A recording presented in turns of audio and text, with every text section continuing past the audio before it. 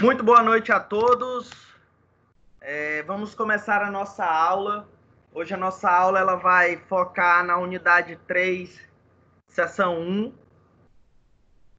Nós vamos começar a debater um tema da psicologia que a gente já iniciou esse debate, mas hoje a gente vai se aprofundar e depois eu vou fazer algumas considerações de atividade, de trabalho, né? Formação reativa, para que vocês possam se atentar ao processo de comportamento, ok? Tudo bem, Maria Auxiliadora? Ela entrou na sala errada. Certo? Então, vou trazer uma situação, um problema para vocês. E no final eu quero que vocês me respondam o que vocês pensam que é, beleza? Vamos lá. Primeira situação, problema. Clodoaldo é perito judicial formado em psicologia e foi a vara em que presta serviços para ter em carga alguns processos do qual foi designado, para realizar perícias e também para conversar com Renata. Deixa eu só admitir aqui. Juíza da vara em questão. Ao entrar no recinto, percebeu que Renata estava sem audiência, porém estava ocupada com algumas tarefas administrativas e por isso disse de pronto que não poderia atendê-lo naquele momento. Clodoaldo, amigo de Renata e sabedor do fato de que ela não resiste a um bom chocolate, sacou do seu bolso 2 bombons e mostrou para ela dizendo: doutora, se me der 5 minutinhos, você ganha estes meus deliciosos chocolates suíços. Nobre perito, respondeu Renata, você está pedindo para ser preso por corrupção ativa? É? Isso é oferecer vantagem indevida para funcionário público. Ele disse da seguinte forma: digamos que eu esteja querendo mudar seu comportamento para um outro que me interesse. Renata ri e responde: pois você conseguiu.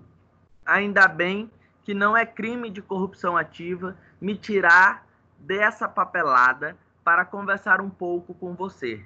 Sem contar que chocolates são a melhor coisa que já inventaram, desde a invenção do direito. Passe para cá estes bombons e vamos conversar. Com base nessa cena que a gente acabou de ver, responda qual é o fenômeno, o nome do fenômeno que gerou a mudança de comportamento de Renata. Então, hoje, nós vamos focar na nossa aula sobre behaviorismo, sobre modelação do comportamento. Nós já assistimos isso, nós já vimos isso, na verdade, em sala de aula, lá na unidade 1. Então, nós tivemos uma base, eu até citei algumas coisas para vocês, mas hoje nós iremos nos aprofundar nesse conteúdo. Ok? Pois bem, o que é o behaviorismo? Deixa eu colocar aqui a caneta.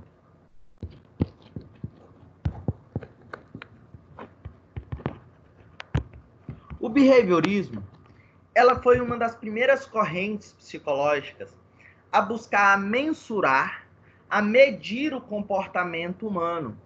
Ela se utilizou de processos de observação e experimentação, que nós já falamos lá na teoria de Wundt, para poder explicar todo o comportamento e modelação de comportamento do sujeito.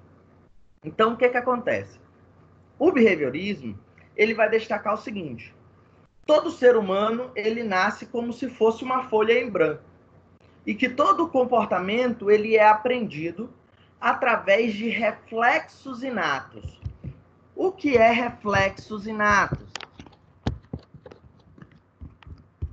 São reflexos que o sujeito tem, que traz com ele. Isso nós já falamos lá na nossa aula sobre René Descartes, onde René Descartes destaca que nós temos comportamentos inatos, que nós nascemos com eles, e nós temos os nossos comportamentos, né, que são as ideias inatas e ideias derivadas.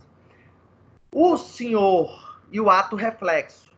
E aí o senhor Wundt, ele pega essa ideia, tanto ele como o Watson, eles pegam essa ideia e trazem para o comportamento.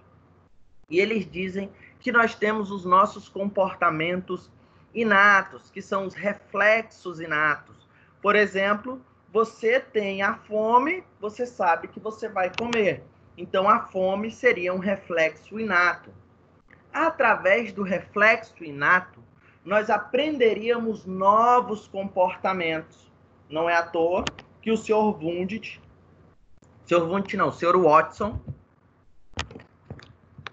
Watson destacou em um seminário da seguinte forma: me dê uma criança e eu transformarei ela em quem eu quiser, seja advogado, médico, juiz ou um ninguém, um ladrão e assim por diante.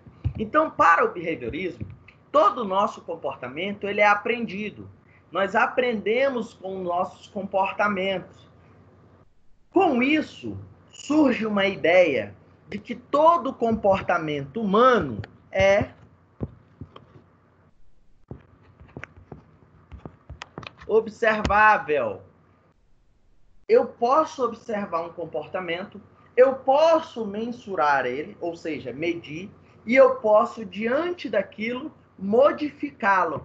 O que o behaviorismo destaca, que é o processo de modelação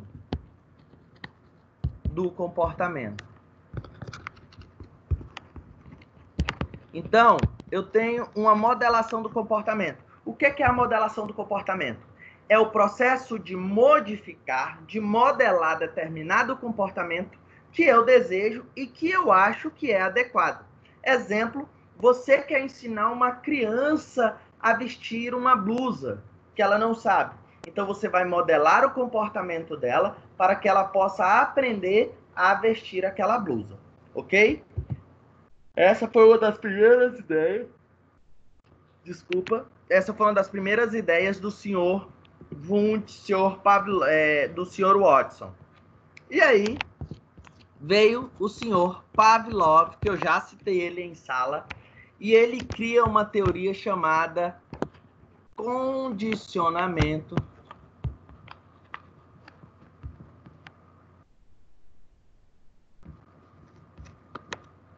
clássico.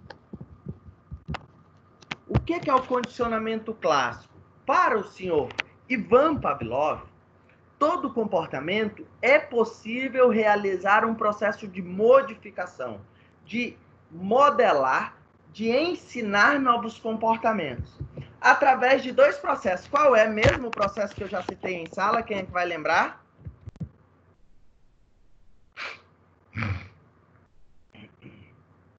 Alguém lembra? Falamos em sala. Alguém recorda?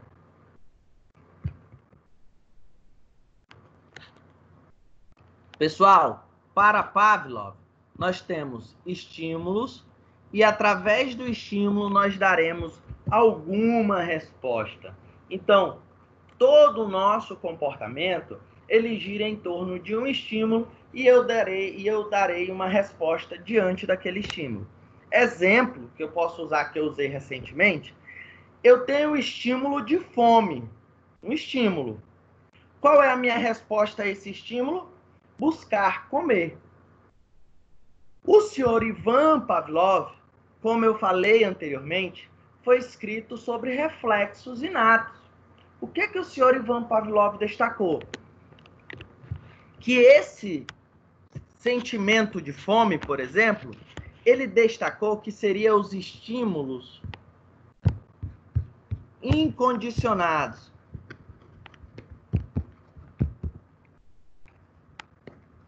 Seria o estímulo incondicionado. Por que estímulo incondicionado? Porque esse estímulo ele vai dar uma resposta automática. Exemplo, você está com fome, você vai buscar comer para que você passe essa fome. É ou não é? Então, essa resposta seria uma resposta diante de um estímulo que eu estou sentindo. Esse estímulo pode vir do meio também, onde eu pego o estímulo e eu associo ele, um estímulo incondicionado, a um novo estímulo, para que o sujeito possa dar uma resposta diante daquilo. Agora, veja bem, todo estímulo incondicionado gera uma resposta incondicionada.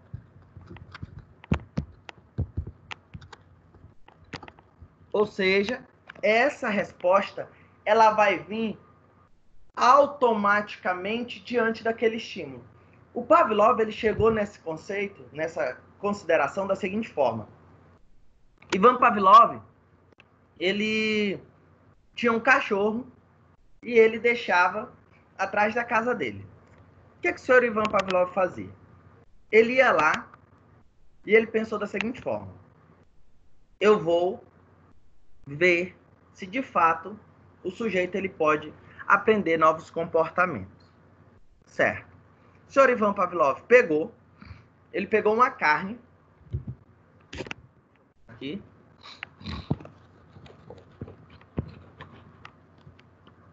e mostrou para um cão, para o cachorrinho dele, o Totó. Quando ele mostrou essa carne, o cachorro do Pavlov automaticamente salivou. Se você mostrar, agora uma pergunta que eu faço para vocês. Se eu mostrar essa carne para qualquer cachorro, se eu mostrar uma carne para qualquer cachorro, ele vai ou não vai salivar? Vai salivar. Vai salivar. Exatamente. Por quê? Porque a carne, para Ivan Pavlov, é um estímulo incondicionado. Ou seja, para qualquer cachorro que eu mostrar, ele vai salivar. Então, a resposta do cachorro também é incondicionado. Olha só, quando eu quero modelar o comportamento, entenda o que é modelar. É fazer com que, por exemplo, eu quero modelar um comportamento do Caio. Eu quero que o Caio, ao eu fazer determinada situação, o Caio dê determinada resposta. Pavlov dizia assim, eu quero que o cachorro salive não só mostrando a carne, mas fazendo outra coisa. Aí, olha só, ele fez isso aqui, ele percebeu que o cão salivava ao mostrar uma carne. Aí, o que ele fez? Ele pegou um sino e falou assim, eu vou ver se esse cachorro vai salivar quando eu tocar esse sino. E aí o senhor Pavlov pegou e tocou o sino. Só que, sabe o que o cachorro fez? Quem adivinha o que o cachorro fez? Ao tocar o sino? Correu. Não fez nada, né? Porque ele olhou para a cara do cachorro e disse assim, que é isso? Tá achando que eu sou trouxa? Ele pegou e disse assim, ok, esse cachorro, quando eu toquei um sino, ele não deu nenhuma resposta. Então, o senhor Pavlov chamou esse sino de estímulo neutro. Por que neutro? Porque o cachorro não deu nenhuma reação diante do sino. Então, se ele não deu nenhuma resposta ao sino, é um estímulo neutro. Vou dar um exemplo para vocês. Se eu balançar esse celular, alguém vai dar alguma resposta? Não vai. Vocês não vão ter resposta alguma. O que acontece? Se ela não dá uma resposta, ela está automaticamente sendo considerada um estímulo neutro. Agora, veja bem. Para que nós... Aí agora a gente vem para um X de uma questão, que é o seguinte. Para que o ser humano ele possa dar resposta a qualquer estímulo, o estímulo ele precisa atingir uma questão que é o limiar. Eu falei isso em sala de aula, eu não sei se alguém vai recordar. O limiar. Então, veja o seguinte. Nós temos um estímulo. E nós temos uma resposta em cima desse estímulo. Quanto maior a intensidade, agora a gente fala assim, ó.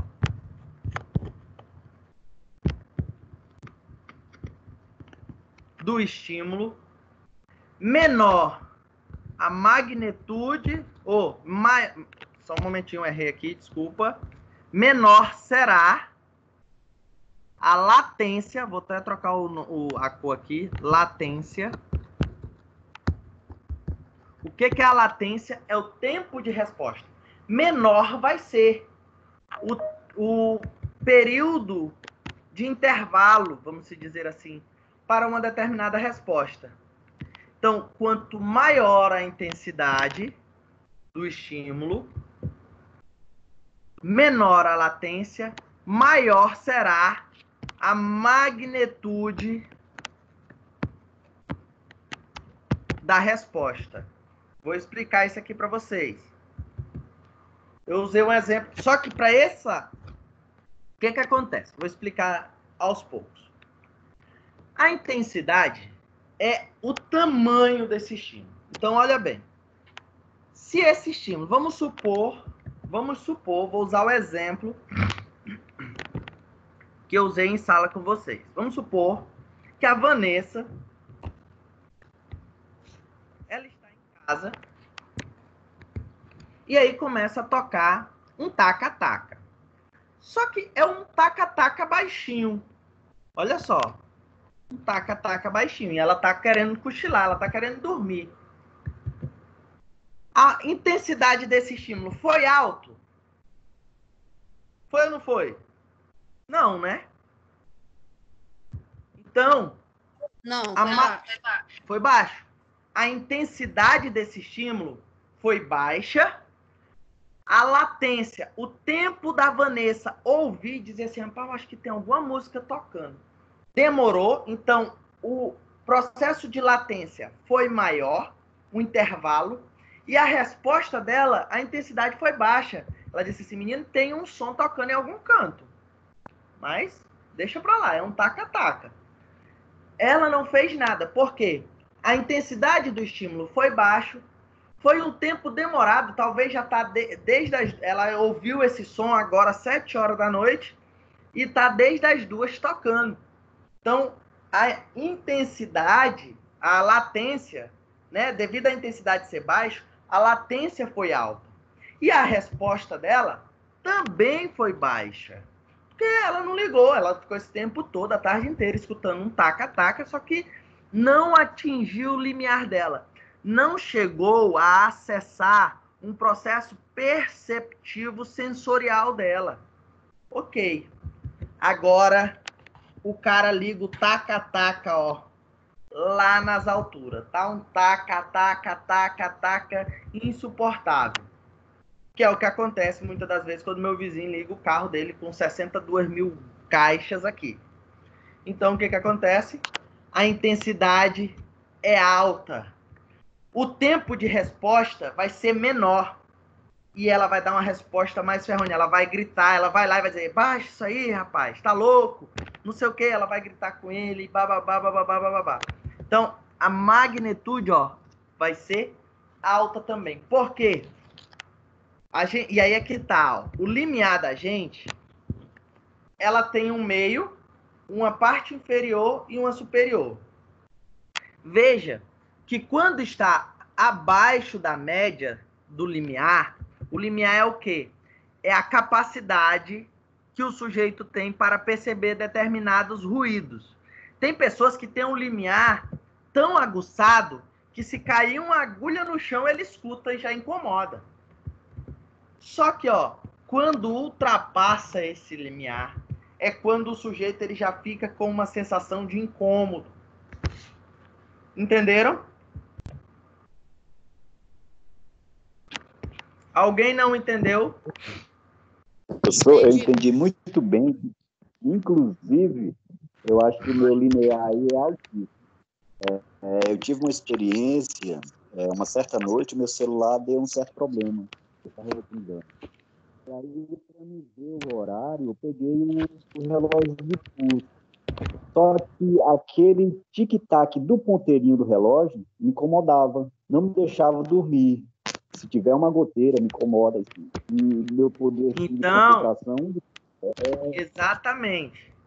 Então, Israel, você tem um limiar baixo. O que é isso? Limiar baixo. Baixo, veja, vamos ter o sentido. Baixo de perceber, né? A média do seu limiar é baixa. Porque, ó, no lugar de você ter um limiar dessa forma, você tem um limiar assim, ó. Que qualquer barulho já atinge a sua alta. Então, o seu limiar alto, né? Que é isso que você quer dizer, já é afetado. Então, você já percebe.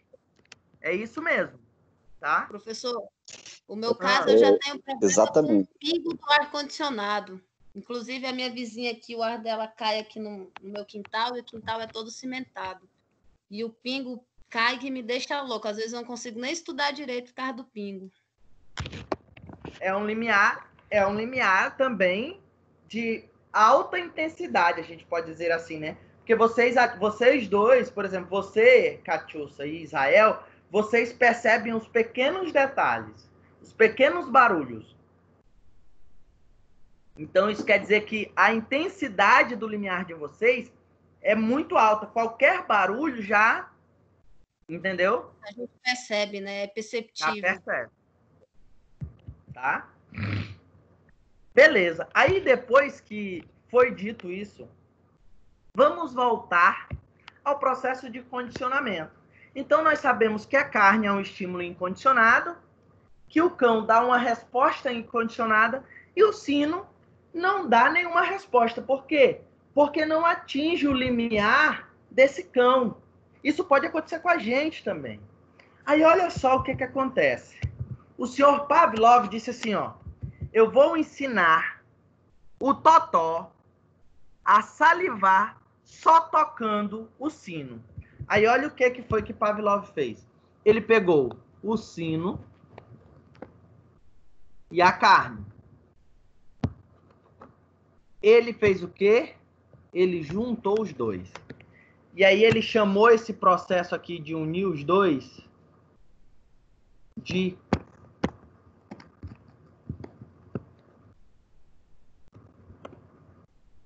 emparelhamento. O que é isso? É pegar um estímulo incondicionado, um estímulo que causa um barulho, uma zoada, né? Causa uma resposta, vamos dizer, barulho, uma zoada, estou ainda no limiar. É pegar um estímulo que causa uma resposta incondicionada e juntar com um estímulo que não causa nenhuma resposta, um estímulo neutro. Aí olha só o que ele fez. Toda vez que ele ia lá no cãozinho dele, ele mostrava a carne e tocava o sino. Mostrava a carne, tocava o sino. Certo dia, ele pensou, vamos supor que ele passou 6 meses fazendo isso. Não precisa nem de estudo, 15 dias já é o suficiente para um cão. Mas 15 dias, ele foi lá e disse assim, hoje eu vou lá e não vou mostrar a carne. Aí olha só o que o cão fez. Somente de tocar o sino, só tocou o sino. Adivinha o que o cachorro fez? Correu e foi lá, né? Salivou. Salivou. Ele salivou. Ele deu uma resposta ao sino que antigamente, antes ele não dava. Sabe o que Pavlov fez? Ele disse assim, pronto, um comportamento pode ser aprendido. O sino deixa de ser um estímulo neutro e se torna um estímulo condicionado. Por que condicionado? Porque foi um estímulo que não provocava nenhuma resposta E devido ao processo de emparelhamento, o sujeito começa a dar uma resposta sobre aquilo. Professor, como é que o senhor pode dizer que uma pessoa ela desenvolve emparelhamento? Se você pega aí pessoas, vamos supor que você, futuro jurista, vá trabalhar em um processo de violência doméstica, um exemplo. E o sujeito tem um discurso da seguinte forma: ele me bateu ou ela me bateu, mas eu sei que ela me ama. Isso nada mais é do que emparelhar o sentimento de amor com agressão. Então, o que acontece aqui? Emparelhamento. A agressão foi unida com o amor, que é um sentimento, né? E o sujeito começa a desenvolver o pensamento de que amor é agredir também. Não, ele faz isso, mas ele me ama, né? Isso é um emparelhamento. Para o behaviorismo, para o que a gente chama de cognitivo comportamental, esse pensamento nós chamamos de um pensamento chamado pensamento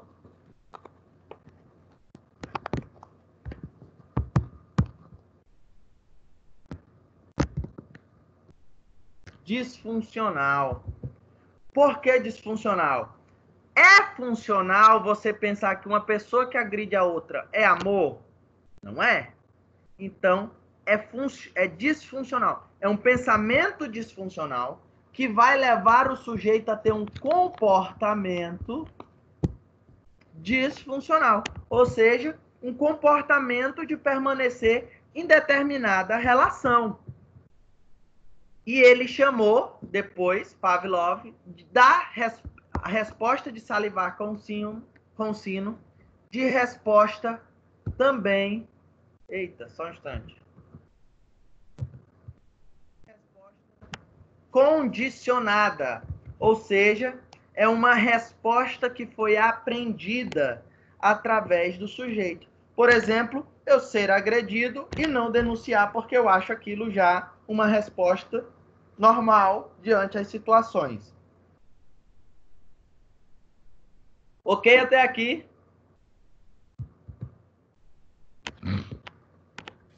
Sim, professor. Só que, pessoal, eu aprendi um novo comportamento através de estímulo-resposta. Será que isso vai permanecer para a vida inteira? Não. Se esse estímulo, que nós chamamos estímulo incondicionado, de vez em quando não estiver presente no ambiente, o que vai acontecer com o comportamento?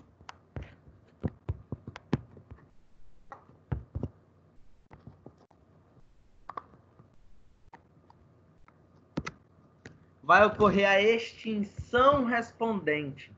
O senhor Pavlov, depois dele emparear ali o sino com a carne, ele passou mais 15 dias sem mostrar a carne, só tocando o sino. Sabe o que o cachorro fez? Parou de salivar. Por quê? Porque ele diz assim, esse trouxa toca esse negócio aqui para mim e não vem nada, eu não vou mais salivar, não. Aí o senhor Pavlov disse assim, ó, nós, seres humanos, quando nós paramos de receber determinados estímulos incondicionado, nós paramos de dar respostas que foram condicionadas a esse estímulo que foi empareado. Então, por isso que eu digo para vocês, um caso que eu levei para vocês, né? Se o sujeito ele vivenciou a vida toda dentro de uma penitenciária, né?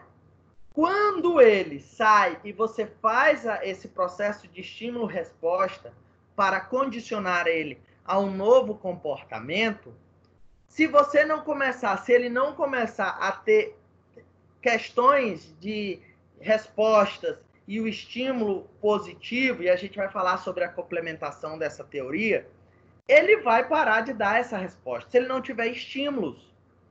Como eu quero ensinar, olha só, como eu quero ensinar o sujeito um novo comportamento se eu não estimulo ele. Exemplo disso é quando uma criança quer aprender a falar. Você fica estimulando, né? Fala, mamãe. Fala, mamãe. Fala, mamãe. Fala, mamãe. Olha só. Fala, mamãe. Ele vai ser estimulado a falar mamãe. Então, nós precisamos sempre apresentar esse estímulo incondicionado para que o comportamento que foi aprendido não entre em extinção. Outra coisa que o Pavlov percebeu foi o processo de generalização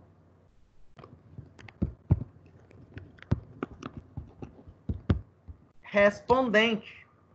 O que é essa generalização? É eu pegar um fato e generalizar. Exemplo, o Pavlov, por exemplo, percebeu que o cachorro ele começava a salivar não só quando ele tocava o sino, mas quando o cachorro ouvia os passos dele, o cachorro já salivava. Ele fez o que a gente chama de generalização. Ele generalizou. Um exemplo mais simples. Você tem medo de galinha. Você tem fobia. Você aprendeu a ter medo de galinha. No momento que você aprende a ter medo de galinha, você pode fazer isso não é uma regra. Você pode generalizar, onde você vai começar a ter medo de pato, de marreco, de peru, de pássaros parecidos, nambu, por exemplo, galinha d'água, enfim. Você faz uma generalização. Todos os animais que parecem com aquele animal que você tem medo, você começa a ter. Como isso pode acontecer em um processo jurídico, né? Vou usar o mesmo exemplo que eu estou usando. Se uma pessoa ela é agredida, ela pode generalizar, achar que todas as pessoas, todos os homens ou todas as mulheres vão agir da mesma forma. Sabe aquele discurso que a gente tem, né, que a gente vê, na verdade, que é assim, todos os homens são iguais. Todos os homens são iguais. Isso é uma generalização. O sujeito ele generaliza determinadas situações. Ok? Ok até aqui? Tranquilo. Professor, falando em emparelhamento, eu não sei se aplica para esse caso que eu vou falar aqui, essa questão de estímulo. Como eu trabalho com topografia e georreferenciamento, acompanhamento de obras, eu via muitos funcionários de empresa.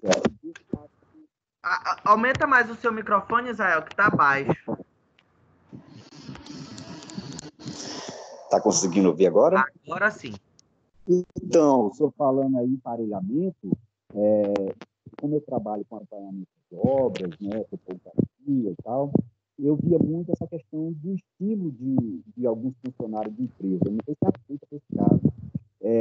Devido ao atraso... Ficou baixo novamente, cortou seu microfone, cortou. Agora, tudo bem agora? Tá baixo ainda. Você está no celular?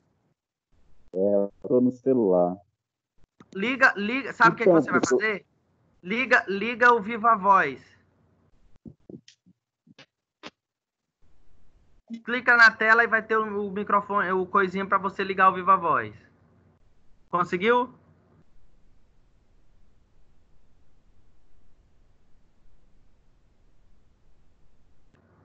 Conseguiu? Agora sim. Agora vai. Então, professor, só falando essa questão de emparelhamento, eu via muito essa questão do estímulo dos funcionários de empresa. Eu não sei se aplica para esse caso.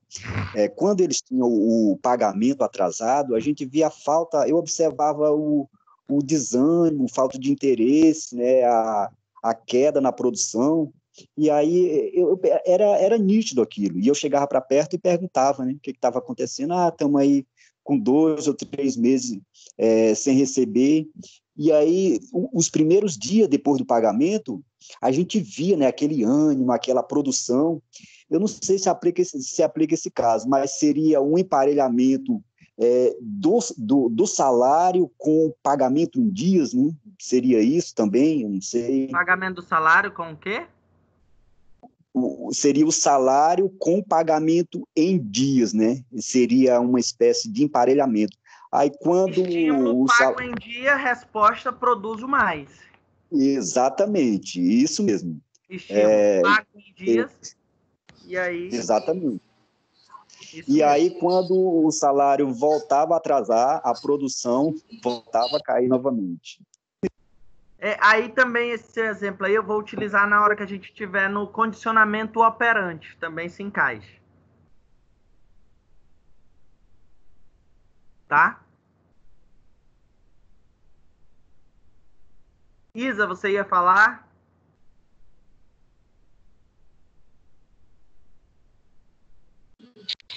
Eu cheguei agora na aula, professor, e peguei assim um pouco, né? Eu estou meio perdida, mas estaria também, seria esse exemplo que o Israel falou, estímulo-resposta em relação ao salário, tipo assim, que o salário seria um estímulo, né, para eles trabalharem, e logo teria a resposta, né, assim, eles trabalharem com mais entusiasmo, né, quando eles são pagos em dias. Nessa questão de salário, é interessante assim, ó, tipo assim, ó, vamos supor que você trabalha com vendas, quem atingir a meta, olha o estímulo, venda 5 planos e você terá um acréscimo no seu salário, né? Venda 5 planos e você será promovido. Resposta, atingiu os 5 planos.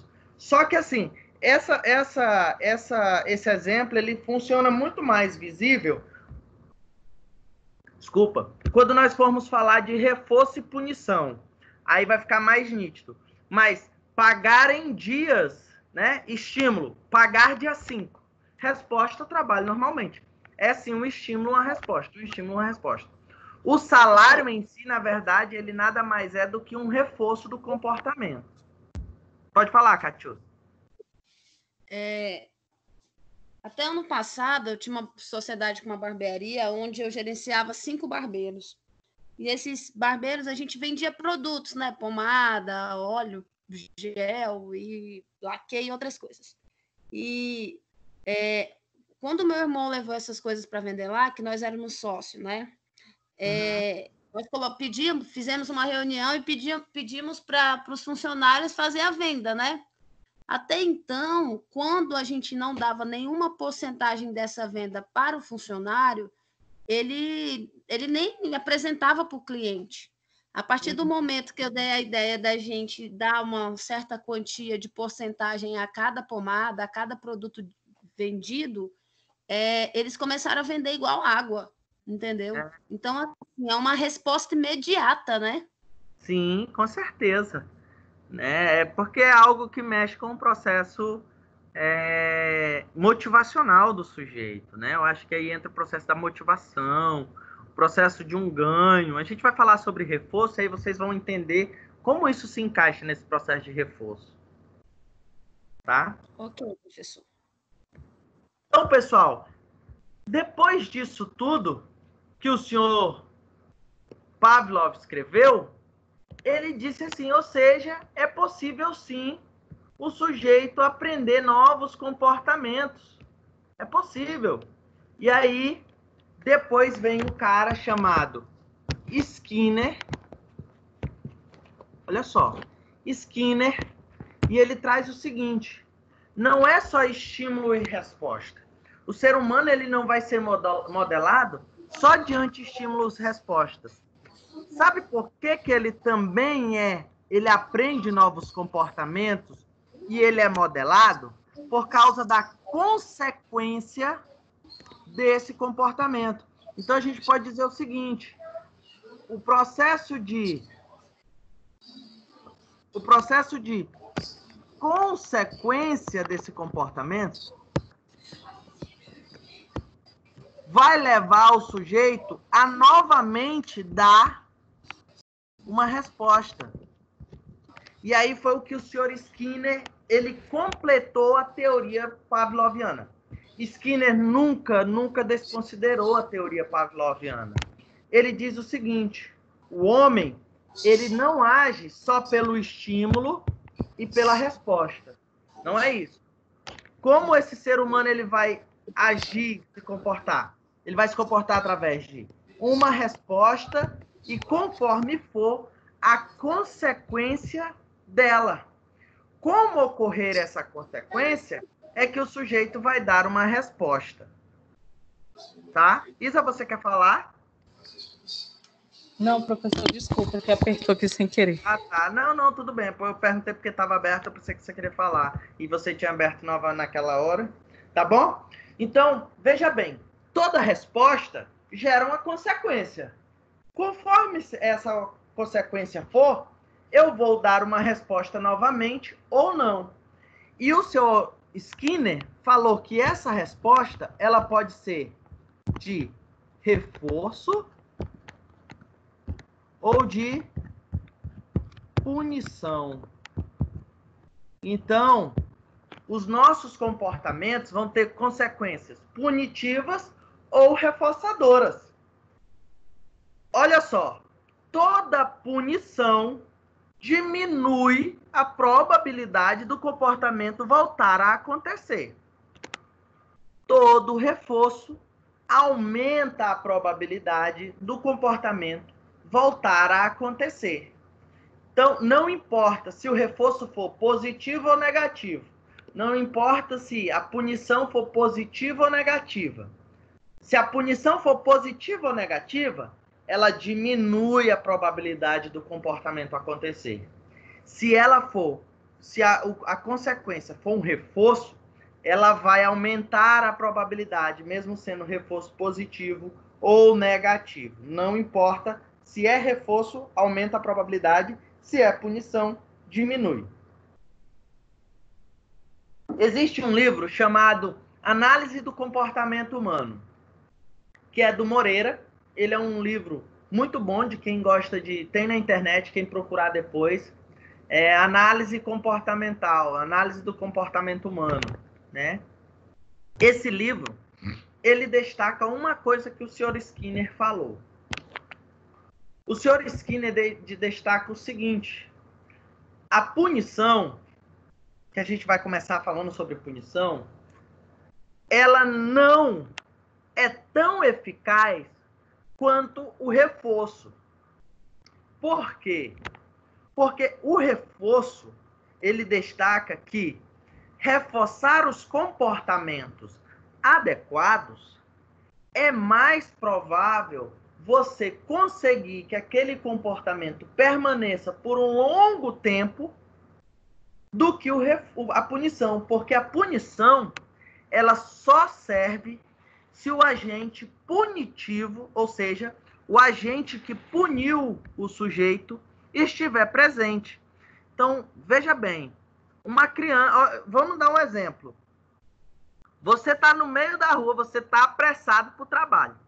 Aí você vem em uma avenida que é a 40 por hora, você vem puxando 80. Aí lá na frente tem um radar. O radar é um agente punitivo. Se eu tiver a resposta de continuar andando a 80, minha consequência vai ser o quê? Uma multa. O que eu faço? Eu venho a 80, eu reduzo a velocidade a 40, passo no radar e depois acelero de novo. Ou seja, eu só reduzi porque havia um agente punitivo ali presente. Se não tivesse aquele agente punitivo, eu não iria parar e voltar a um comportamento dito adequado.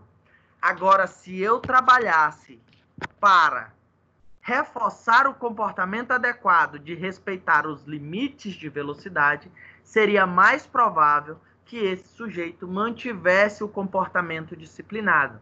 Um exemplo que eu dou para vocês, o Uruguai, eu sempre uso esse exemplo. O Uruguai, ele tem uma lei de trânsito que é a seguinte: se você passar o ano inteiro sem uma multa, você tem direito a IPI 0. Se você passa 2 anos, você tem IPI 0, 2 ou é 3 anos, gente? Eu não me recordo, acho que é 2 anos ou 3 anos. eles passam, você além de IPI, você tem ali desconto no seu IPVA. E se você fica 5 anos sem nenhuma infração de trânsito, você tem direito a descontos na compra do seu carro. Isso é o quê? Isso é reforçar o comportamento. Se você tem um comportamento adequado, você tem uma consequência boa. Por que que o nosso sistema... As pessoas dizem assim, mas professor, se a punição ela diminui a probabilidade do comportamento, por que que não funciona? Porque só funciona quando o agente punitivo está presente. Um exemplo que nós podemos ter é justamente a nossa população carcerária. Hoje nós temos a maior população carcerária existente, certo? E nós trabalhamos com o método punitivo, apesar de termos também métodos que reforçam comportamentos, que eu vou falar mais à frente. Mas a punição, ela não é eficaz porque só é eficaz quando o agente, no caso a polícia, está presente, ok? A gente vai falar sobre isso quando eu falar do reforço e da punição. Tranquilo até aqui? Se tiver, a gente segue. Sim, professor. Sim, professor. Então, vamos começar. Eu vou começar pelo reforço. O reforço. O reforço, como eu já falei, ele aumenta a probabilidade do comportamento acontecer novamente. O reforço, ele pode ser positivo ou negativo. O reforço positivo, vou começar pelo reforço positivo, é eu acrescentar algo agradável ao sujeito para que ele retorne a fazer aquele comportamento. E esse reforço, ele pode ser natural ou arbitrário.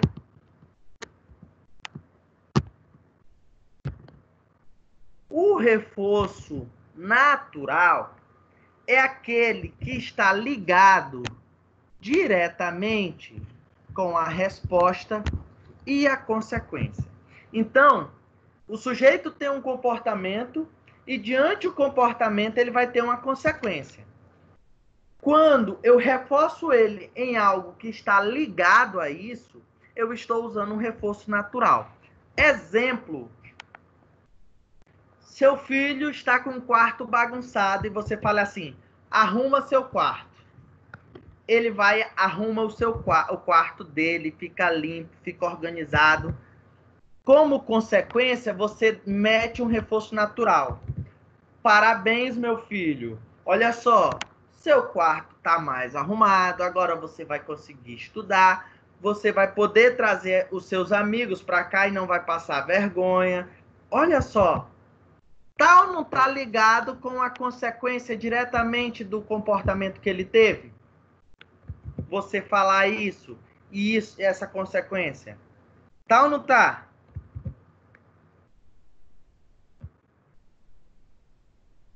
Tá ou não tá?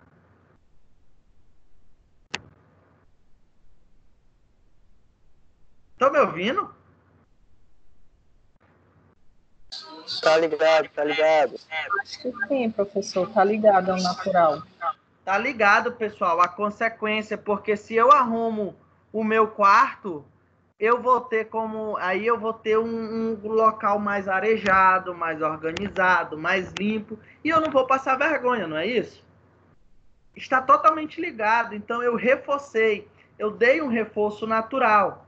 É a mesma coisa, por exemplo, quando você passa na faculdade, você entrou na faculdade, sua mãe chega e diz assim, parabéns, minha filha, agora você vai fazer a faculdade de Direito, você vai se formar, você vai ser uma jurista, ela lhe abraça, estou tão orgulhosa de você.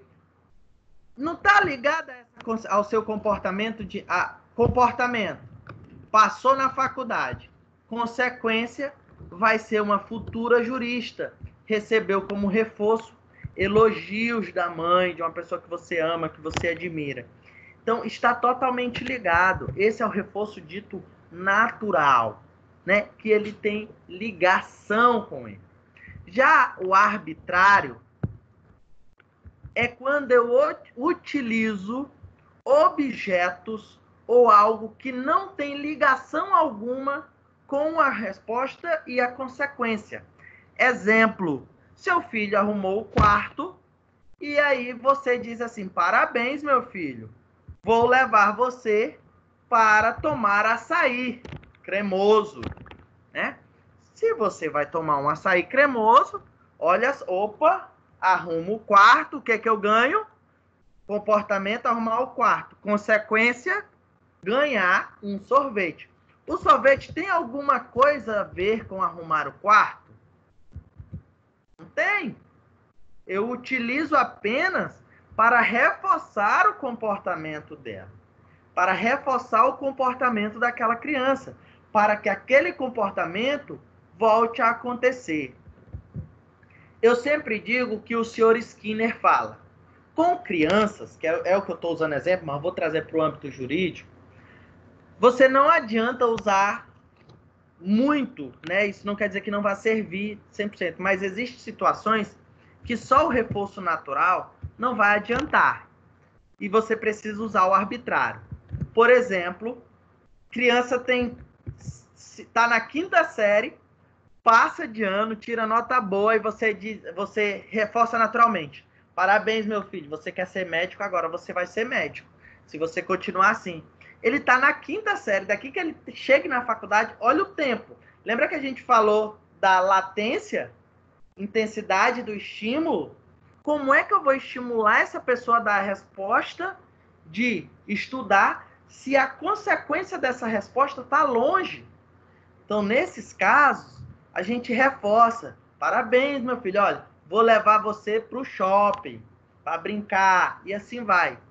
Professor, mas isso não seria mimar uma criança? Aí é que tá. Nós precisamos utilizar o arbitrário. Mas isso não quer dizer que nós iremos anular o natural.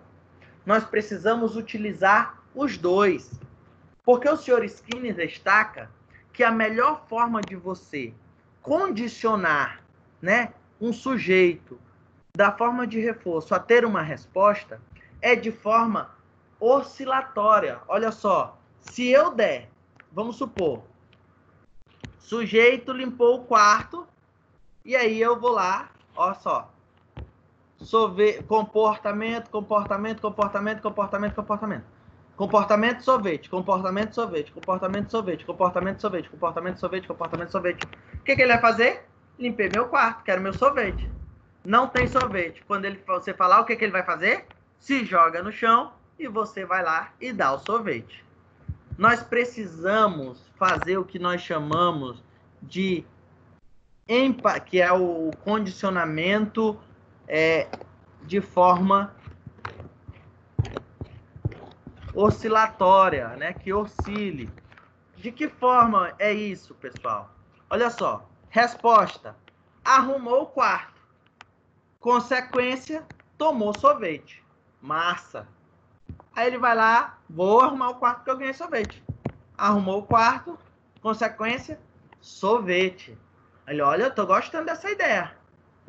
Vou arrumar o quarto. Quando chega aqui, parabéns, meu filho. Seu quarto está maravilhoso. Tá ótimo.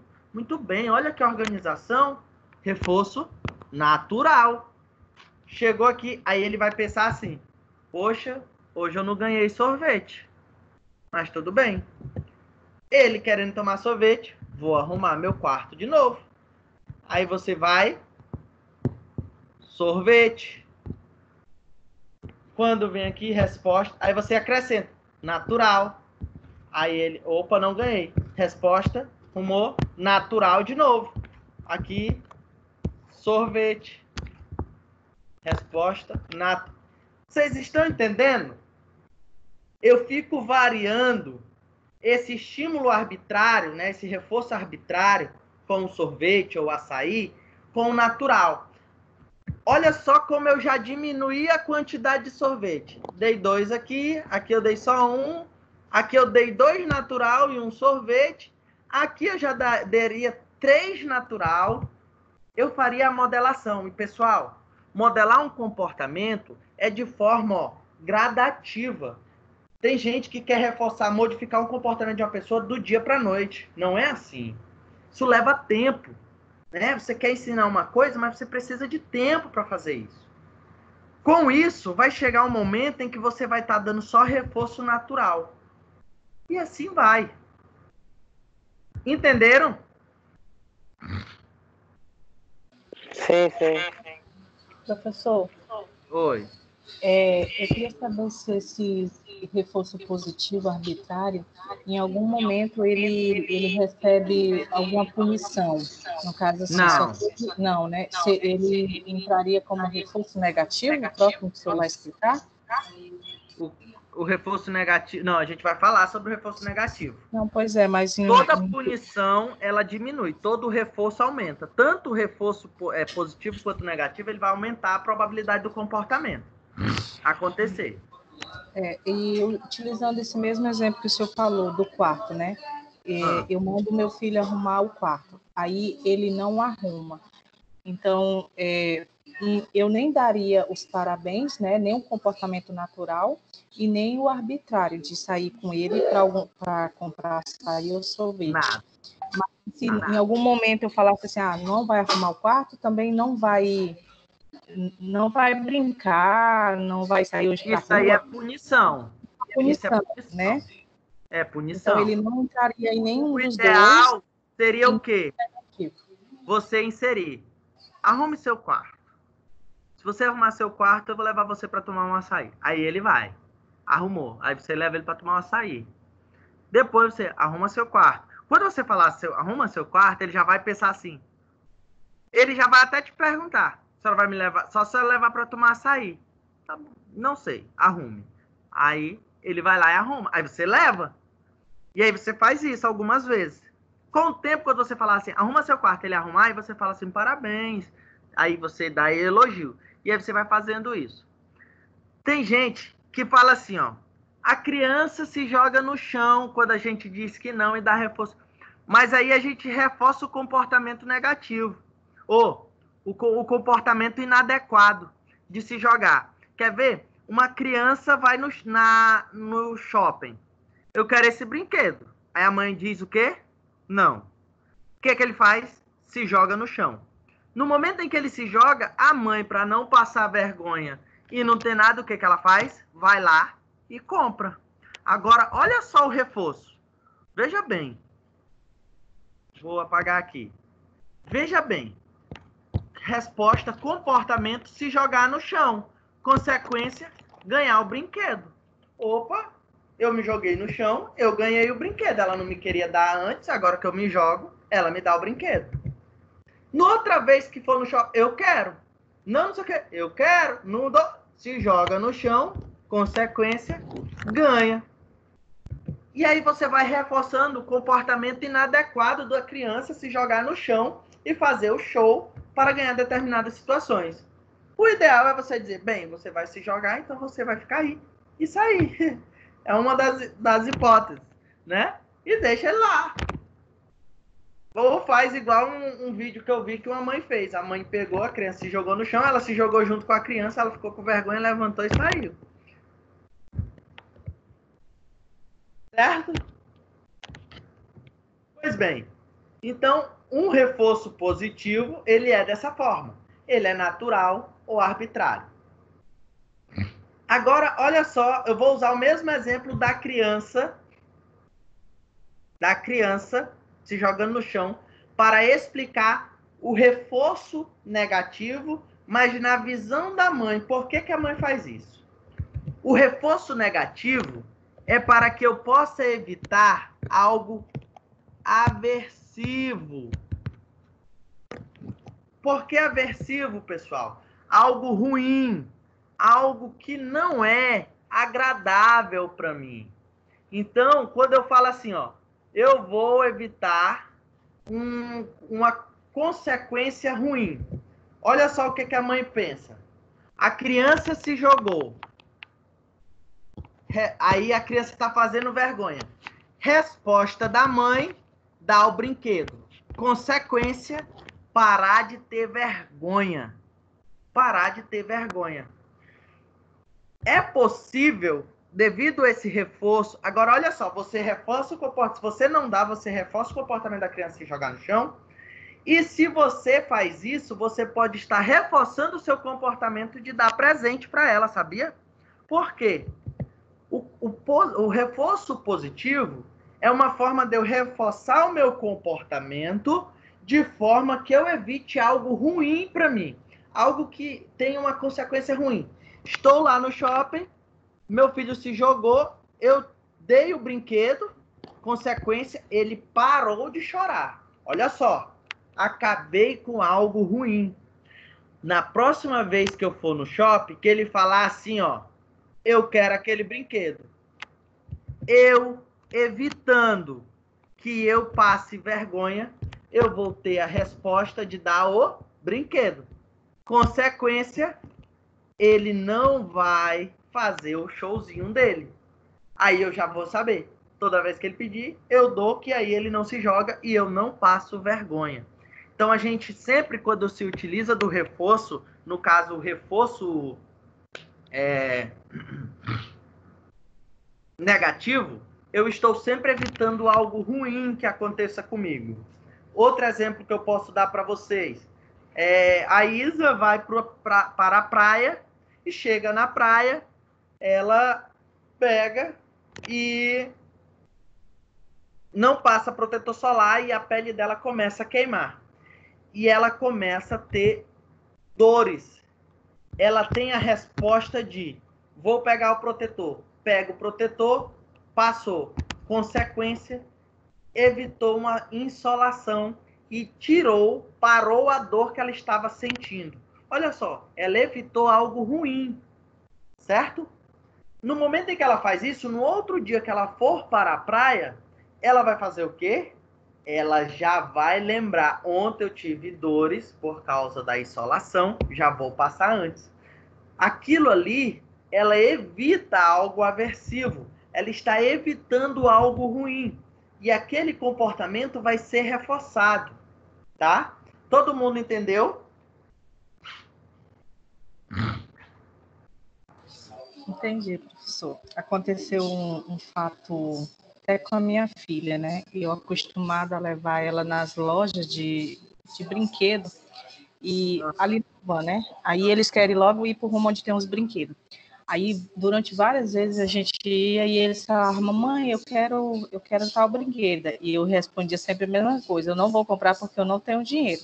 Porque eles são assim, eles só querem aquele momento, depois eles largam os brinquedos, né? Não quero mais saber. Aí, de tanto eu responder isso para ela, né? Minha filha, eu não vou comprar porque eu não tenho dinheiro. Mamãe não tem dinheiro, mamãe não tem dinheiro. Aí, um dia, ela me pediu uma coisa e eu iria até dar para ela, né? Aí, ela falou assim, mãe, eu queria esse brinquedo, mas você não tem dinheiro, né?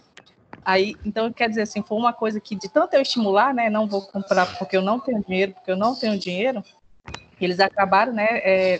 Tendo isso. Eles vão na loja, brincam, ela fala assim, eu queria esse brinquedo. Quando eu acho que é um brinquedo assim, né, que realmente vai servir para ela, ela vai utilizar. Então, assim, eu presentei ela e ainda presenteio elogiando determinada coisa que ela fez, né, de bom. Ó, eu vou dar esse aqui porque lembro que eu pedi para você fazer isso, por mais que tenha se passado dias, né, que ela tenha feito uma coisa legal. Positivo. Pois é, então ela fala assim, aí sempre quando ela vai falar, mamãe, eu vou fazer isso para você, e um dia quando a gente for na loja, a senhora vai me dar aquele brinquedo, né? Então, quer dizer, ela tem uma memória assim muito boa em relação, por mais que se passe tempo que ela tenha feito, né, a boa ação, ela sempre cobra. Na verdade, assim, uma coisa que ela é aquela questão, ela não fala, uma boa memória, né? Ela tem a ideia de que ela fez algo e ela recebeu algo positivo. Então, é algo que ela quer. Então, se eu recebo algo positivo, eu vou querer fazer de novo. É reforço. Ela sabe que se fizer as coisas, você vai dar. Então, aí é aquilo que eu falei. Cuidado que se você levar isso por sempre, é possível que esse comportamento se permaneça, e aí você precisa inserir somente os naturais, tá? Entendi. Pessoal, isso aqui, o reforço, ele é utilizado também no nosso sistema carcerário, tá? De que forma, pessoal? Só um instantinho. O reforço, ele é usado nas questões carcerárias. Quer ver um exemplo? Um livro feito à leitura, um dia diminuído na sua pena. Então, se o sujeito pegou 20 anos, se ele lê um livro, ele tem menos um dia. Imagina, ele lê 365, né, se não for bissexto, livros, ele vai ter 1 ano de redução de pena. Olha só, então, como ele já cumpriu 1 ano, nos anos que ele leu, então ele vai ter menos 1 e outro ano que reduz, ele já de 20, ele já cai 18. Então, a cada livro que um encarcerado lê, ele tem direito, né, um reeducando, né, que não é mais encarcerado, que o reeducando lê, ele tem direito à redução de pena. Olha outra coisa legal, se esse reeducando, ele fizer o Enem e passar, ele tem a pena dele também reduzida. E se ele concluir a faculdade preso, a pena dele sai do fechado para o semiaberto, para que ele possa, dependendo do crime, né, para que ele possa cursar o curso, né, ou se ele se formar, para que ele possa começar a atuar ou procurar um emprego. E se dependendo da pena, é possível que ele já saia de imediato após passar no Enem. Vocês sabiam disso ou não? Alguém sabia? Professor, eu sabia, e reforçando a parte de ler o livro, ele também tem que fazer uma resenha, né? Um resumo do livro, que é para comprovar que ele leu, né? Exatamente. Inclusive, também tem as penas que, quando trabalha também, né? Cada dia trabalhado reduz, Cada né? dia. Isso é o que, pessoal? É uma forma de reforçar o comportamento do sujeito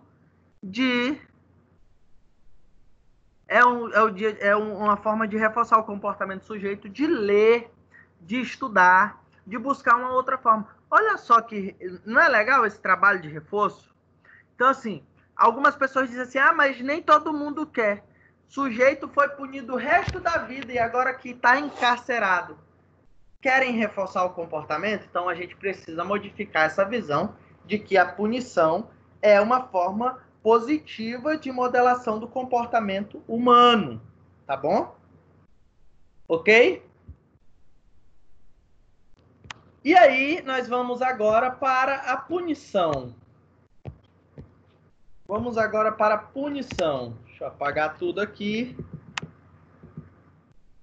A punição, ela também pode ser negativa ou positiva.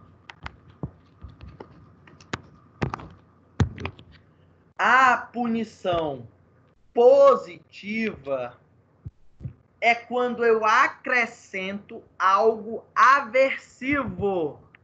Lembra que lá no reforço positivo eu acrescento algo bom? Aqui na punição eu vou acrescentar algo aversivo, algo ruim para esse sujeito, algo que seja desagradável.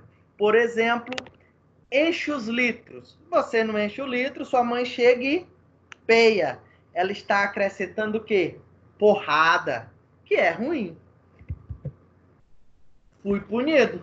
Então, é provável que eu comece a encher os litros para evitar a porrada. Tirou nota baixa em história. E não gosta, aí o sujeito não gosta de história, que é o que está acontecendo muito na população atualmente. Não gosta de história, pois bem, vou comprar 5 livros gigantes de história e você vai ler História do Brasil para entender um pouco determinados assuntos. E aí, o sujeito vai lá ter que ler. eu acrescento algo ruim a esse sujeito. Eu acrescento algo que é desagradável. Entende? Entenderam? Então, a punição positiva é sempre o acréscimo de algo ruim nesse sujeito. No ambiente, vamos dizer assim. Então, resposta, olha só, eu tenho um comportamento, que é a resposta, de tirar nota baixa, consequência, ter que ler livros de história. Tem uma resposta de não encher os litros, consequência, pegar porrada, né? Isso aqui é o reforço positivo, a punição positiva, tá? Já a punição negativa é quando eu retiro algo bom do sujeito. Por exemplo, você furtou, vou tirar a sua liberdade. Acrescento ao sujeito, né, acrescento uma punição de prendê-lo, retiro algo bom, que é a liberdade dele. É a punição negativa, é a retirada de algo bom desse sujeito. Quando eu retiro algo que ele, né, de fato gosta, acha bom, e coloco algo negativo. Por exemplo, seu filho lá aprontou, fez travessura na escola, e aí você retira o videogame dele. Punição negativa. Ele fez travessura, você bateu nele, punição positiva. Certo?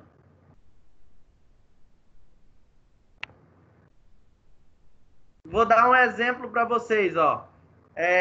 Vou dar um exemplo de punição positiva e punição negativa na lei de trânsito. Dirigir embriagado. Eita.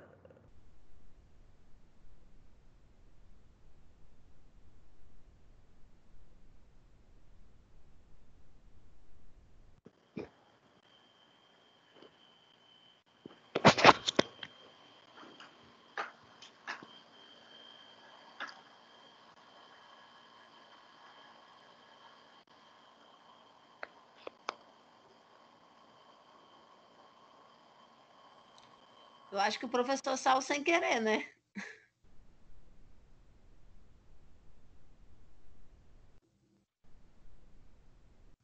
Uma hora e mais só dá para ver a testa dele, né? Nossa, gente, desculpa. Achei que ia dar o banheiro às pressas. Não, eu fui mexer aqui e desligou a tela do computador, cara. Certo? Vamos lá.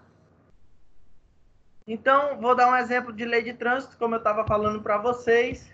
Então, o sujeito, ele dirigiu embriagado, vai pegar uma multa, né? Que punição é essa? Vamos ver se vocês entenderam.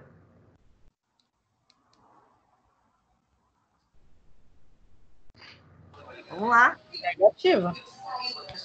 Aí é positiva, né? Negativa. Aurimar disse que é negativa, Isa também. Positiva. Se ele recebe algo aversivo, é positivo. Exatamente, pessoal. Se eu dou algo ruim, ele vai ter que pagar uma multa de 4.000 reais. É algo ruim a esse sujeito. É punição positiva. Agora, olha bem. Sujeito perdeu os 21 pontos da carteira, foi pego numa blitz ali, sem cinto, recolhi a habilitação. Positiva ou negativa? É negativa. Agora é negativa. Então. Agora é negativa, porque eu estou retirando algo bom dele. O direito de conduzir veículo. Tá? Olha só a punição positiva e a negativa. Muito cuidado, tá?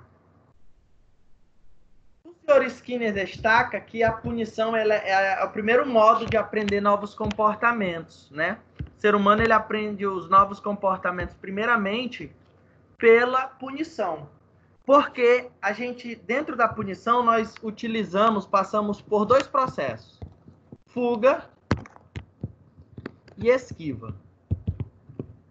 O que é isso? A fuga, ela ocorre no momento em que a punição está acontecendo. Exemplo. Sua mãe levanta, acorda de manhã e pediu para você lavar a louça. E ela começa a dizer, esse menino não lava louça. Eu não sei o que vai ser da vida dele sem eu aqui nessa casa, porque só eu, né? Eu sou a empregada, eu sou a que faço tudo. Eu quero ver e eu não quero nego chorando, não. E ela começa a gritar. Vou logo lavar essa louça para ela parar de falar. Você está fugindo da punição. Quando você termina de lavar, ela diz isso. Só lava quando eu reclamo. E aí vai. No outro dia que você tinha que lavar, você fala assim, pensa assim, vou logo lavar a louça antes que manhã comece a gritar comigo. O que eu estou fazendo? Eu estou me esquivando da punição. Como é que a gente vê isso no âmbito jurídico? O sujeito foi lá, né? Foi detido, foi solto, e aí vem a polícia. Ele tá cheio de entorpecente. O que ele faz? Pega, joga fora. O que ele tá fazendo? Ele está fugindo, porque ele tá vendo ele vir. Então ele sabe que aquilo é um agente punidor. Ele vai se esquivar de que forma? Toda vez que ele for para determinada rua, ele vai sem nada, porque ele sabe que ali é possível que a polícia venha, que é o agente punitivo. Entenderam? Então a gente sempre está buscando evitar o agente punitivo. Por isso que a punição, ela serve muito em processos como o que eu falei para vocês, quando o agente punitivo está presente. Certo? Eu não entendi, não, professor, essa parte. Não. Tipo assim, ó, a fuga é quando você foge de determinadas situações que já estão ocorrendo de forma punitiva. Então, por exemplo, Juliane, vamos supor que... Vou dar um exemplo aqui. Vamos supor que o seu chefe de trabalho solicitou que você fizesse um relatório. E aí ele começa, olha, Juliane, eu estou pedindo para você fazer esse relatório desde cedo e você não fez. E ele começa a brigar com você. E aí ele fica gritando lá. Você, para fugir dessa punição, você vai, né, dessa punição. Veja que a punição ela pode ser tanto positiva quanto ela ocorre a fuga, ela vai acontecer justamente na hora que estiver acontecendo essa punição aí, de acrescentar algo ruim. Então, ele está gritando, e você vai lá, conclui o relatório. Você diz assim, vou terminar logo para fugir dessa punição. Aí você entrega para ele. Quando você faz isso, o que ele faz? Ele para de gritar. Então, a gente pode dizer que você fez um processo de fuga. Você fugiu da punição. Você fugiu dela, porque ela estava acontecendo. Quando for no final do dia, já tem um relatório lá, dito assim, um recado. Juliane, faça esse outro relatório amanhã para 8 horas da manhã. O que você vai fazer? Bem, hoje ele encheu meu saco. Eu já vou fazer esse relatório para ele não gritar comigo amanhã. O que você está fazendo? Você está se esquivando que uma punição aconteça. Quando você faz antes da punição acontecer, você está se esquivando dela. Você se esquiva do que está por vir, de algo ruim, algo negativo. Compreende? Entendi agora. Pessoal, todo o processo de modelação do comportamento, ela vai depender de 3 processos. O tempo. Quanto tempo você modelou esse comportamento? Quanto tempo esse sujeito vem sendo reforçado? Exemplo, uma pessoa, como exemplo que eu usei, desde os 12 anos até os 22 anos, dentro de reformatórios, né, de presídio e tudo, você acha que esse comportamento de viver lá não é reforçado? A intensidade dele não é maior? É. Olha o tempo que ele viveu aquilo. Dependendo do tempo, a duração, né? Ou seja, o tempo durável que esse sujeito foi reforçado, a forma que ele foi reforçado, como foi que ele foi reforçado. É aquilo que eu falei, lembra que eu falei para vocês? Se vocês derem sorvete para a criança todos os dias, vai ser difícil, você deu sorvete toda vez que ela arrumou o quarto durante 10 anos. Não vai ser difícil retirar esse sorvete toda vez que ele arrumar o quarto? Vai, porque o tempo, a duração foi enorme e a forma foi contínua, né? Se você faz, agora imagina, se você faz de forma oscilante, é bem mais difícil. De quê? De entrar em extinção. Tá? E a outra é o custo da resposta. O que é o custo? O custo, ele diz respeito à força energética que eu vou ter para realizar determinada atividade. Exemplo, se for uma atividade, um comportamento que eu preciso de muita força energética, vai ser muito mais difícil, né, eu realizar esse comportamento. Agora, se for fácil, eu vou realizar com mais frequência. Vou dar um exemplo desses 3 processos para vocês. Então, vou apagar aqui. Só um instantinho. Então, vamos lá. Eu vou colocar aqui duração, que é o tempo, né? A forma e o custo. Então, veja bem. Uma jovem namorou com um cara 10 anos. Durante 10 anos, ela conversava com um safadão. 10 anos ela com um safadão. E ela se falava com ele todos os dias no telefone. Olha só. Todos os dias no telefone durante 10 anos, né? Ela falou no telefone. Todos os dias. Então, isso quer dizer o quê? Que o comportamento foi realizado, ó. Vou apagar aqui 10 anos e vou colocar a forma. Foi dessa forma. 10 anos. O custo. Quanta energia eles gastavam para poder fazer essa ligação? Olha, nada, porque os dois eram team infinito, né? Aquele team limit. Fala à vontade. Então, eles têm aqui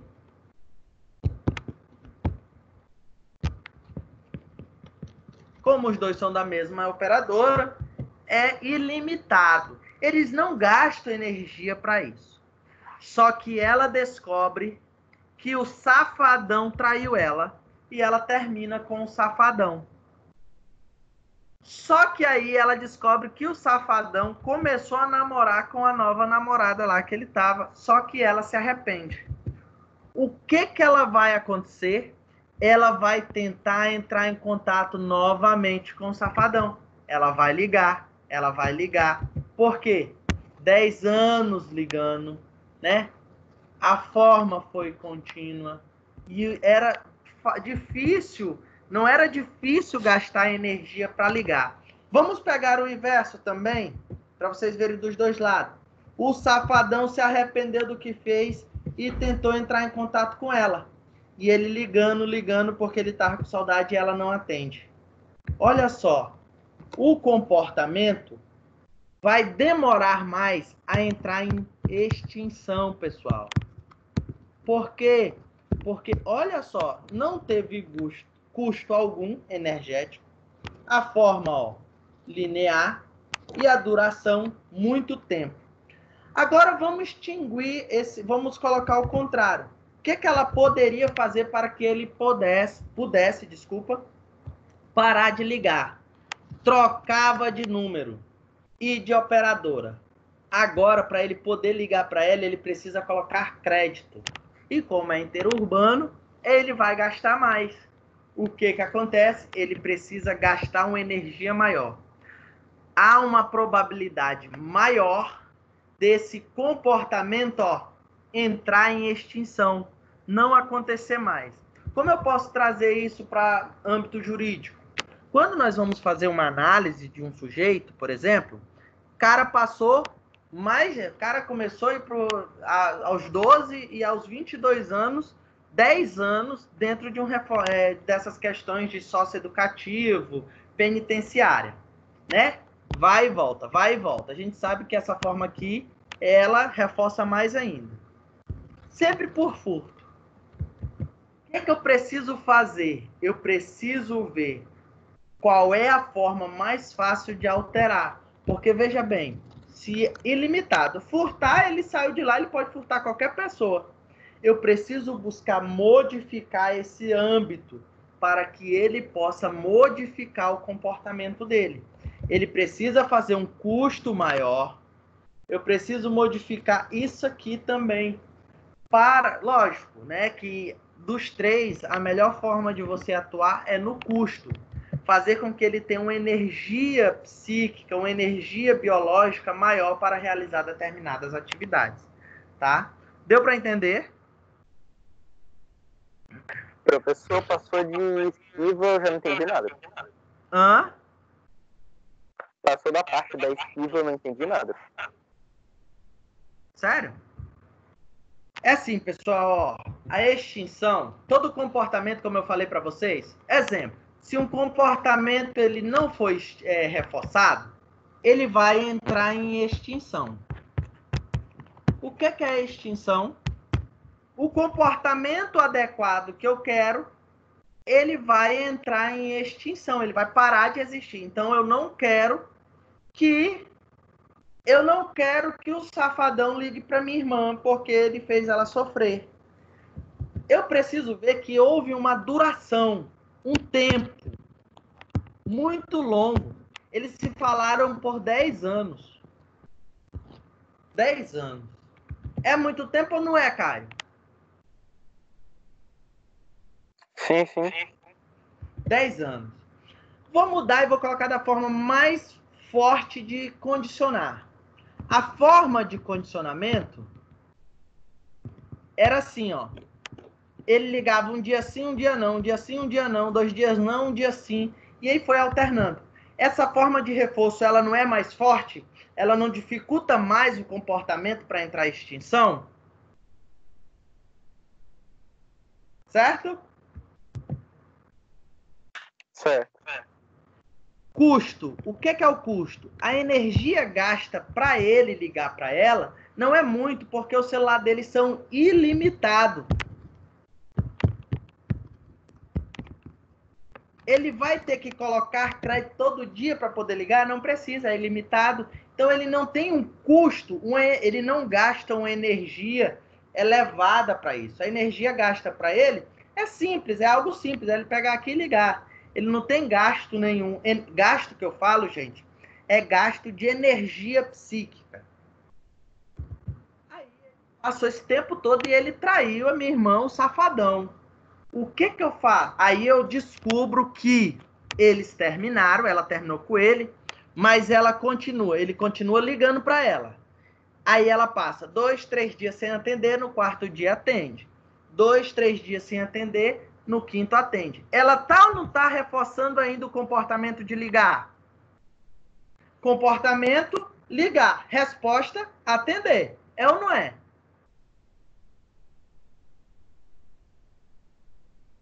É ou não é? Sim. Só que eu quero que o comportamento entre em extinção, ou seja, eu quero que ele pare de existir, eu quero que ele pare de ligar. O que eu faço? Peço para ela, vou mudar aqui e vou criar outra tabela. Então, nós temos o tempo, a forma e o custo. Eu falo para ela assim, ó, maninha, quero que ele pare de ligar para você. O tempo eu não posso mudar, né? Que foi feito. Mas a partir de agora, a gente vai contar um tempo que você não vai mais atender ele. Então, você não vai atender ele durante... Deixa eu pegar aqui. 3 meses. Você vai parar de atender ele. Ou 1 ano. Você não vai mais falar com ele. A forma. Qual é a forma? Eu quero que o comportamento dele de ligar entre em extinção. Agora, ela não vai mais fazer o que ela fazia. Não atende, atende. Não atende, atende. Atende, atende, não atende. Ela não vai fazer mais isso. Ela vai fazer o quê? De forma linear, ela não atende. E agora, ela vai mudar de operadora. Por quê? Porque ele vai ter que gastar uma energia maior. Ele vai ter que comprar crédito, ele vai ter que procurar o número dela, ele vai ter que conseguir o número dela. Olha só o trabalho que ele vai ter. O que vai acontecer com o comportamento de ligar? Ele vai continuar ligando, ligando, ligando. Só que depois, ó, ele ligava todo dia. Só que devido a ela não atender, ele começou a ligar um dia sim, 2 não. Um dia sim, 4 não. Depois ele começou a ligar um dia por semana. O que eu estou fazendo? Eu estou extinguindo o comportamento. O que eu quero trazer para vocês é, quando eu quero modificar o comportamento de um sujeito, eu preciso fazer isso, ó. Eu preciso modificar aqui, ó, para que ele possa modificar esse comportamento. Poxa, eu preciso levar ele a um entendimento que ele precisa ter um comportamento adequado. Entendeu, Caio? Isso são os 3 fatores que eu preciso para que um comportamento entre em extinção. Entendi. Entendeu? Alguém não entendeu? Alguém mais não entendeu? Certo? Então, beleza. Então a gente vai agora, eu vou voltar.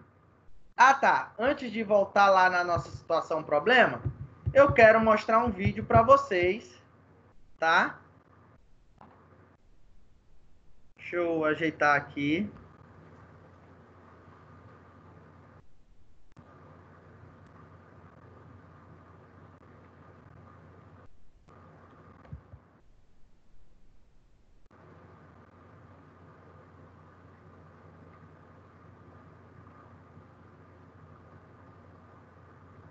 Vocês estão vendo a tela do YouTube aí?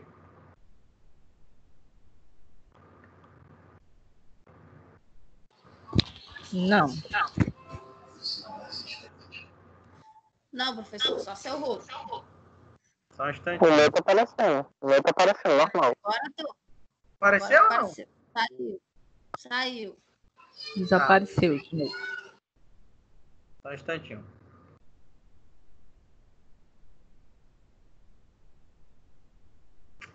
É porque eu tenho que ligar o áudio também. Aí toda vez que eu vou ligar para ligar o áudio, aparece a coisa no meio. Só um instantinho, pessoal. Enquanto isso, alguém tem alguma dúvida, pergunta?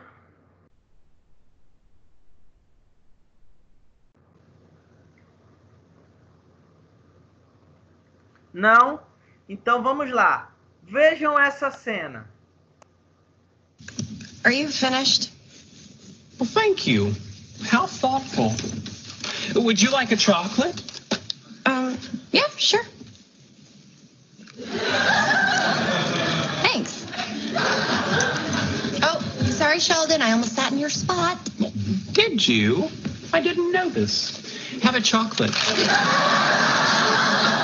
Thank you.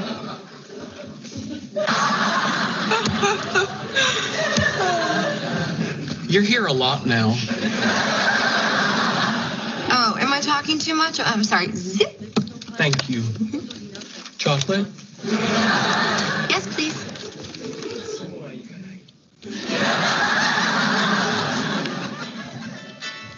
Oh, hey, Kim. Yeah, you know what? Hold on. Let me take this in the hall.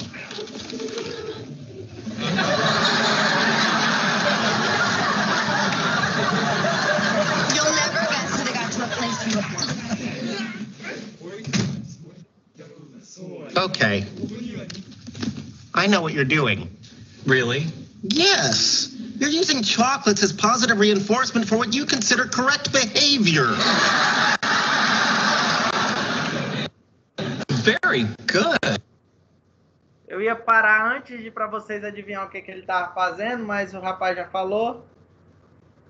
Então deixa eu continuar aqui, peraí.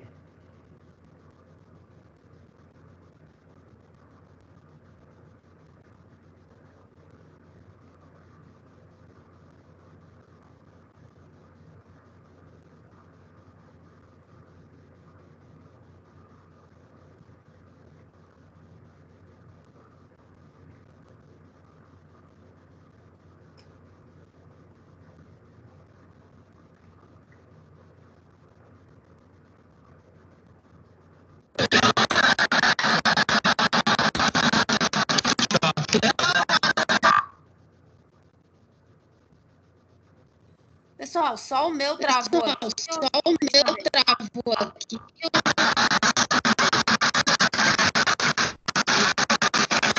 Não, foi só o seu não. Travou todo. Porque eu queria mostrar aquela parte do chocolate para vocês. Vocês conseguiram ver?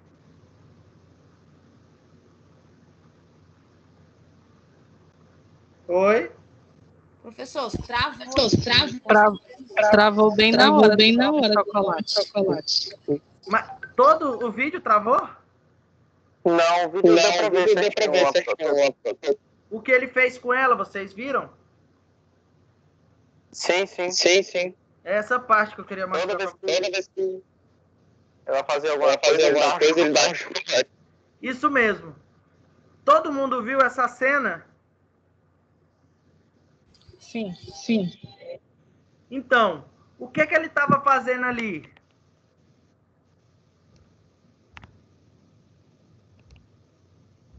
Dando um reforço positivo. Exatamente, reforço positivo, acrescentando algo, né? Arbitrariamente, porque ele estava dando chocolate, ok? Agora eu quero levar para vocês isso aqui. Vamos lá.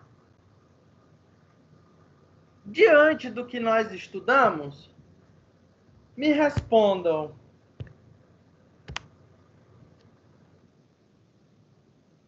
Conforme o nosso estudo de caso, né? Vamos ler novamente.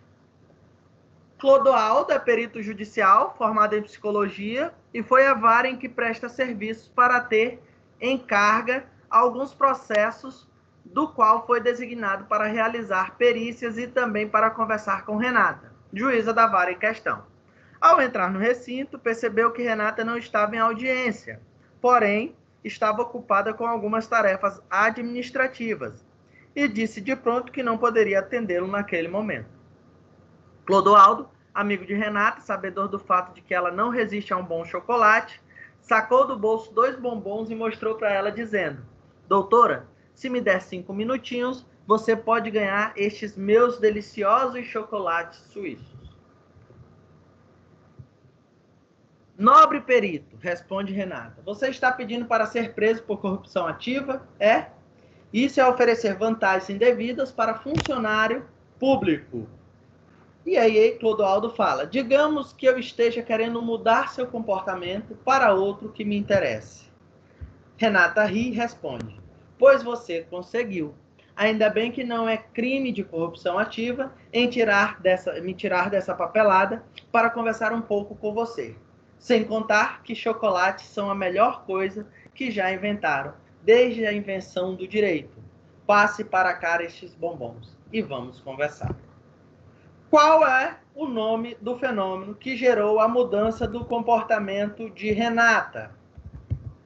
Quem responde? Seria esse mesmo reforço positivo que o Sheldon deu para mim, né? Sheldon. Quem acha que é o reforço? Quem?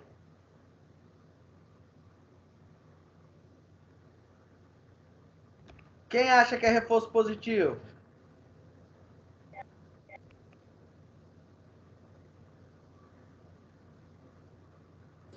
Ninguém? Só o Caio? Seria uma punição negativa? Punição negativa?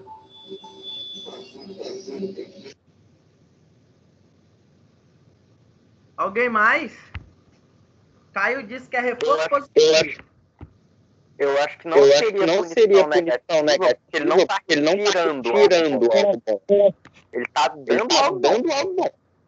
Exatamente, pessoal. Talvez seria punição positiva. Não, é o reforço positivo, pessoal. Gente, acrescentando algo bom, dando bombons para ela, né? Olha só a diferença. Gente, punição é tudo aquilo aversivo. Punição negativa, eu retiro algo bom. Eu retiro algo bom do sujeito. Ou para puni-lo. Exemplo, se fosse uma punição negativa, vamos se dizer, ele retiraria o chocolate dela e colocaria mais papéis para ela analisar. Isso seria, porque você não me deu 5 minutos para conversar, tá aqui mais 10 processos para você analisar antes das 5 horas e eu não dou chocolate. Olha só, eu retiro o chocolate e dou mais papel. Eu acrescento algo ruim. Tá? Punição positiva, acrescentando algo ruim. Negativa, retirando o chocolate. Entenderam? Punição é toda aquela questão de punir o sujeito. Ele não está punindo. Ele está fazendo o quê? Ele está acrescentando, como o Caio falou, algo positivo, algo bom ao sujeito. Ele está dando chocolate. Alguém falou, professor?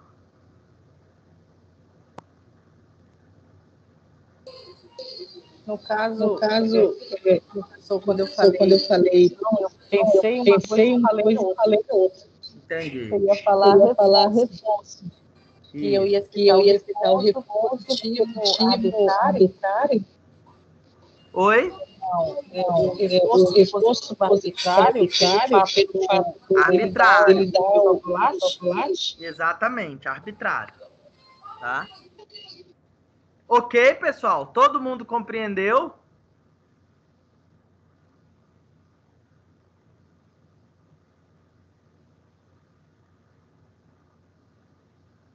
Então tá. Pessoal, seguinte. Atenção. Eu vou passar algumas informações, tá? Eu vou parar de gravar aqui. E é isso. E aí a gente retorna. Eu vou só encerrar a gravação e a gente vai... Eu vou dar alguns informes, beleza? Nossa aula conclui. E é isso. E já.